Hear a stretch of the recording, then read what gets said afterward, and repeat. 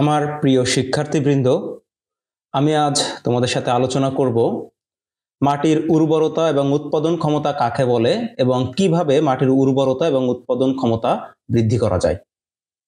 আমি তোমাদের সাথে আছি, ধীমান অধিকারী স্যার। তাহলে কথা না বাড়িয়ে আমরা চলে আসি যে মাটির উর্বরতা কাকে বলে। যে মাটিতে উদ্ভিদের প্রয়োজনীয় সকল পুষ্টি উপাদান সুষম অনুপাতে বিদ্যমান থাকে তাকে উর্বর মাটি বলে এবং উর্বর মাটির এই ক্ষমতাকে বলা হয় মাটির উর্বরতা। তাহলে আমরা এটুকু বুঝলাম যে উর্বর মাটির যে ক্ষমতা তাকে বলা হয় হচ্ছে মাটির উর্বরতা। আর উর্বর মাটি কি? যে মাটিতে সকল পুষ্টি উপাদানগুলো বিদ্যমান থাকে। তাহলে উদ্ভিদের পুষ্টি উপাদান আছে 17টি। এই 17টি পুষ্টি উপাদানের মধ্যে 10টি পুষ্টি উপাদান আছে খুবই প্রয়োজনীয় পুষ্টি উপাদান। এই 10টি পুষ্টি উপাদান যদি মাটিতে বিদ্যমান থাকে তাহলে সেই মাটিটাকে বলা হবে উর্বর মাটি। আর উৎপাদন ক্ষমতা হচ্ছে অনুকূল পরিবেশে উপযুক্ত ভূমি ব্যবস্থাপনার মাধ্যমে সর্বোচ্চ ফসল উৎপাদন করার ক্ষমতা। তাহলে সর্বোচ্চ ফসল উৎপাদন করার যে ক্ষমতা তাকে বলা হয় উৎপাদন ক্ষমতা। মাটির উর্বরতা এবং উৎপাদন ক্ষমতার মধ্যে পার্থক্যটা কি, এটা একটু দেখলে তোমাদের বিষয়টা আরো পরিষ্কার হয়ে যাবে। তাহলে আমরা প্রথমে আসি সংজ্ঞা।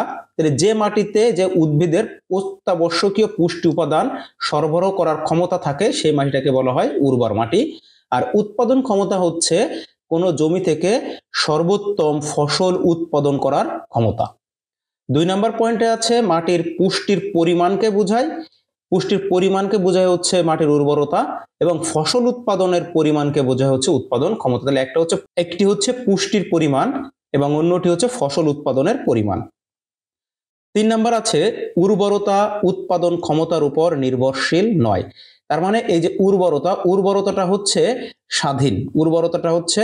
স্বাধীন, সে হচ্ছে কারোর উপরে নির্ভর করে না, কিন্তু উৎপাদন ক্ষমতা হচ্ছে মাটির উর্বরতার উপর নির্ভর করে।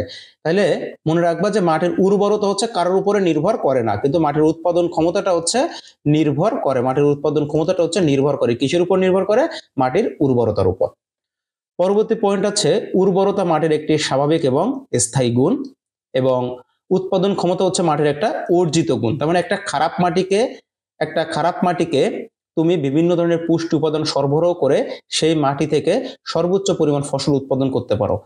তাইলে একটা খারাপ মাটিকেও তুমি ভালো করতে পারো। এটা হচ্ছে কি? উৎপাদন ক্ষমতার একটা অর্জিত গুণ। এজন্য বলছে যে উৎপাদন ক্ষমতা মাটির একটি অর্জিত গুণ এবং পরিবর্তনশীল গুণ। পরের পয়েন্ট আছে ঋতুভেদে উর্বরতার পরিবর্তন হয় না।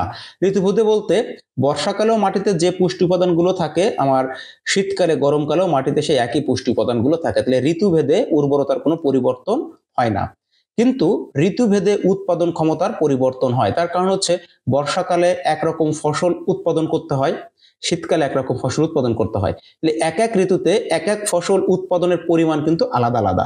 এজন্য বলছে ঋতুভেদে উৎপাদন ক্ষমতা পরিবর্তন হয়। সর্বশেষ পয়েন্ট আছে মাটির উর্বরতা হচ্ছে মাটির একটি সুপ্ত এবং স্থায়ী গুণ এবং মাটির উৎপাদন ক্ষমতা হচ্ছে মাটির একটা বাহ্যিক এবং পরিবর্তনশীল গুণ। তাহলে মাটির উর্বরতা এবং উৎপাদন ক্ষমতার এই পয়েন্টগুলো তোমরা একটু ভালোভাবে পড়বে, এটা হচ্ছে তোমাদের পরীক্ষার জন্য খুবই গুরুত্বপূর্ণ। পরবর্তীতে যে প্রশ্নটা আছে যে মাটির উর্বরতা এবং উৎপাদন ক্ষমতা কিভাবে বৃদ্ধি বা সংরক্ষণ করা যায়। তাহলে এখানে আমি জাস্ট কিছু পয়েন্ট আলোচনা করেছি। এখানে মোট 6টি পয়েন্ট আছে। 1 নম্বরে আছে যে জৈব সার প্রয়োগ। আমি এখানে জাস্ট আলোচনা করছি, তোমরা এখান থেকে দেখে পড়ে নিও। তাহলে জৈব সার প্রয়োগ হচ্ছে, জৈব সারটাকে বলা হয় মাটির প্রাণ। তাহলে এটা কিন্তু একটা গুরুত্বপূর্ণ এমসিকিউ হিসেবেও পরীক্ষাতে আসে যে মাটির প্রাণ বলা হয় কাকে? মাটির প্রাণ বলা হয় এই যে জৈব সার বা জৈব পদার্থকে। এখন এই জৈব সার বলতে আমি কাদেরকে বোঝাই? জৈব সার বলতে বোঝানো হয় খামারজাত সার, আবর্জনা পচা সবুজ সার, গোবর, ছাই, হাঁস মুরগির বিষ্ঠা ইত্যাদি। এইগুলো